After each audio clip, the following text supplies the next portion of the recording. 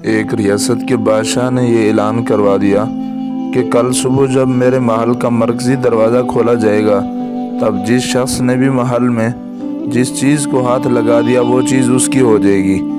اس اعلان کو سن کر سب لوگ آپس میں بات چیت کرنے لگے کہ میں تو سب قیمتی چیز کو ہاتھ لگاؤں گا۔ کچھ لوگ کہنے لگے میں تو سونے کو ہاتھ لگاؤں گا، کچھ لوگ چاندی کو، تو کچھ لوگ قیمتی زیورات کو، کچھ لوگ گھوڑوں کو، تو کچھ لوگ ہاتھی، کچھ لوگ دودھ دینے والی گائے کو ہاتھ لگانے کی بات کر رہے تھے۔ جب صبح محل کا مرکزی دروازہ کھلا، سب لوگ اپنی من پسند چیزوں کے لیے دوڑے۔ سب کو اس بات کی جلدی تھی کہ پہلے میں اپنی من پسند چیزوں کو ہاتھ لگا دوں تاکہ وہ چیز ہمیشہ کے لیے میری ہو جائے۔ بادشاہ اپنی جگہ پر بیٹھا سب کو دیکھ رہا تھا اور اپنے آس پاس ہو رہی بھاگ دوڑ کو دیکھ کر مسکرا رہا تھا۔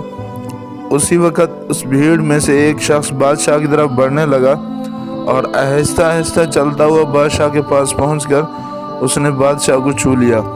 بادشاہ کو ہاتھ لگاتے ہی بادشاہ اس کا ہو گیا اور بادشاہ کی ہر چیز بھی اس کی ہو گئی۔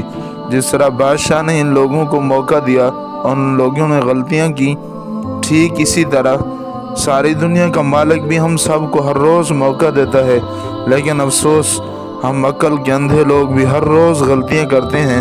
ہم اللہ کو حاصل کرنے کی بجائے اللہ کی بنائی ہوئی دنیا کی چیزوں کی آرزو کرتے ہیں، لیکن کبھی بھی ہم لوگ اس بات پر غور نہیں کرتے کیوں نہ دنیا کے بنانے والے مالک کو پا لیا جائے۔